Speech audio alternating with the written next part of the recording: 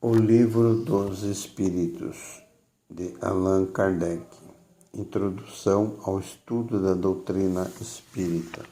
7. A ciência e o espiritismo.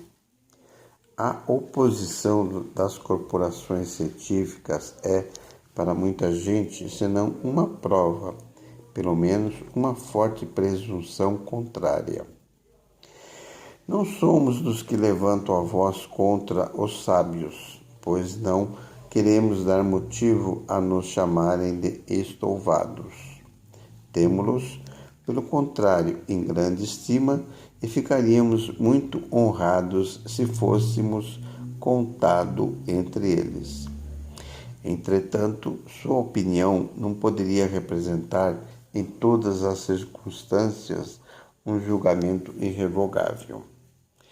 Quando a ciência sai da observação material dos fatos e trata de apreciá-los e explicá-los, abre-se para os cientistas o campo das conjecturas.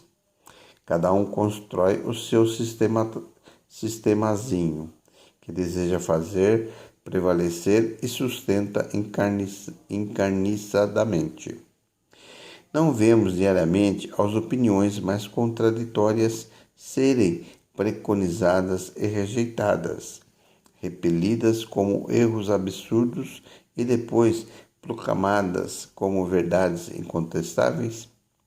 Os fatos, eis o verdadeiro critério do nosso julgamento, o argumento sem réplica. Na ausência dos fatos, a dúvida é a opinião do homem prudente. No tocante às coisas evidentes, a opinião dos sábios é justamente digna de fé, porque eles as conhecem mais e melhor que o vulgo. Mas no tocante a princípios novos, as coisas desconhecidas, a sua maneira de ver não é mais do que hipotética, porque eles não são mais livres de preconceitos que os outros. Direi mesmo que o sábio terá talvez mais preconceitos que qualquer outro, pois uma propensão natural o leva a tudo subordinar ao ponto de vista de sua especialidade. O matemático não vê nenhuma espécie de prova, senão através de uma demonstração algébrica. O químico relaciona tudo com a ação dos elementos, e assim por diante. Todo homem que se dedica a uma especialidade escraviza a ela as suas ideias. Afastai do assunto e ele quase sempre se confundirá, porque deseja tudo submeter ao seu modo de ver. É esta uma consequência da fragilidade humana. Consultarei, portanto, de bom grado e com absoluta confiança, um químico sobre uma questão de análise, um físico sobre a força elétrica, um mecânico sobre a força motriz. Mas eles me permitirão, sem que isto afete a estima que lhes devo por sua especialização, que não tenha em melhor conta a sua opinião negativa sobre o espiritismo do que a de um arquiteto sobre questões de música. As ciências comuns se apoiam nas propriedades da matéria, que pode ser experimentada e manipulada à vontade. Os fenômenos espíritas se apoiam na ação de inteligências que têm vontade própria e nos provam a todo instante não estarem submetidos ao nosso capricho. As observações, portanto, não podem ser feitas da mesma maneira num e no outro caso. No espiritismo, elas requerem condições especiais e outra maneira de encará-las. Querer sujeitá-las aos processos ordinários de investigação seria estabelecer analogias que não existem. A ciência propriamente dita, como ciência, é incompetente para se pronunciar sobre a questão do espiritismo. Não lhe cabe ocupar-se do assunto e seu pronunciamento a respeito, qualquer que seja, favorável ou não, nenhum peso teria. O espiritismo é o resultado de uma convicção pessoal que os sábios podem ter como indivíduos, independente de sua condição de sábios. Querer, porém, deferir a questão à ciência seria o mesmo que entregar a uma assembleia de físicos ou astrônomos a solução do problema da existência da alma. Com efeito, o espiritismo repousa inteiramente sobre a existência da alma e seu estado após a morte. Ora, é supinamente ilógico pensar que um homem deve ser grande psicólogo pelo simples fato de ser grande matemático ou grande anatomista. O anatomista, dissecando o corpo humano, procura a alma e porque não a encontra com o seu bisturi, como se encontrasse um nervo, ou porque não a vê evolar-se com um gás, conclui que ela não existe. Isto em razão de colocar-se num ponto de vista exclusivamente material.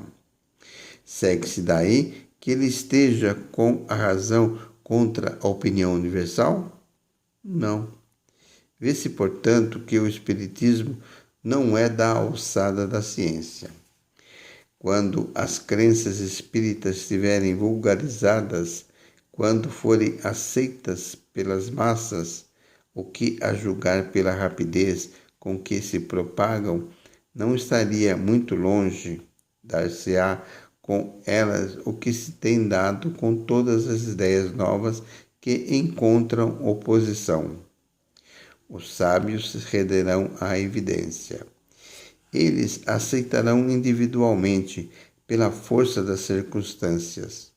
Até que isso aconteça, seria inoportuno desviá-los de seus trabalhos especiais para constrangê-los a ocupar-se de coisa estranha, que não está nas suas atribuições nem nos seus programas. Enquanto isso, os que, sem estudo prévio e aprofundado da questão, pronunciam-se pela negativa e zombam dos que não concordam com a sua opinião. Esquecem que o mesmo aconteceu com a maioria das grandes descobertas que honram a humanidade. Arriscam-se a ver os seus nomes aumentando a lista dos ilustres negadores das ideias novas, inscritos ao lado dos membros da douta Assembleia que, em 1752, recebeu com estrondosa gargalhada o relatório de Franklin sobre os para-raios, julgando-o indigno de figurar entre as comunicações de pauta, e daquela outra que fez a França perder as vantagens da navegação a vapor ao declarar o sistema de Fulton um sonho impraticável. Não obstante, eram questões de alçada da ciência.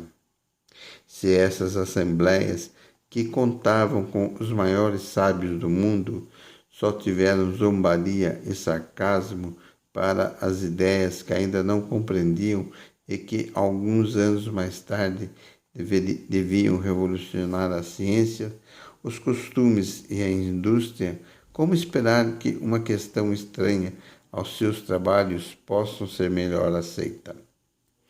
Esses erros lamentáveis não tirariam aos sábios, entretanto, os títulos com que, noutros assuntos, conquistam o nosso respeito. Mas é necessário um diploma oficial para se ter bom senso? É fora das cátedras acadêmicas não haverá mais do que tolos e imbecis? Basta olhar para os adeptos da doutrina espírita.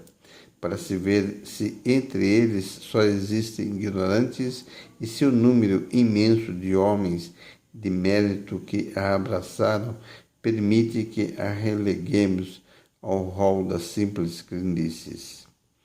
O caráter e o saber desses homens autorizam-nos a dizer, pois se eles o afirmam, deve pelo menos haver alguma coisa. Repetimos ainda que se os fatos de que nos ocupamos estivessem reduzidos ao movimento mecânico dos corpos, a pesquisa da causa física do fenômeno seria do domínio da ciência. Mas, desde que se trata de uma manifestação fora do domínio das leis humanas, escapa à competência da ciência material, porque não pode ser explicada por números, nem por forças mecânicas. Quando surge um fato novo que não se enquadra em nenhuma ciência conhecida, o sábio, para o estudar, deve fazer abstração de sua ciência e dizer a si mesmo que se trata de um estudo novo, que não pode ser feito com ideias preconcebidas. O homem que considera sua razão infalível está bem próximo do erro. Mesmo aqueles que têm as mais falsas ideias apoiam-se na própria razão. E é por isso que rejeitam tudo quanto lhes parece impossível. Os que ontem repeliram as admiráveis descobertas de que a humanidade hoje se orgulham, apelaram a esse juiz para as rejeitar. Aquilo que chamamos razão é quase sempre o orgulho mascarado, e quem quer que se julgue infalível coloca-as como igual a Deus. Dirigimo-nos, portanto, aos que são bastante ponderados para duvidar do que não viram, e julgando o futuro pelo passado, não acreditam que o homem tenha chegado ao apogeu, nem que a natureza lhes tenha virado a última página de seu livro.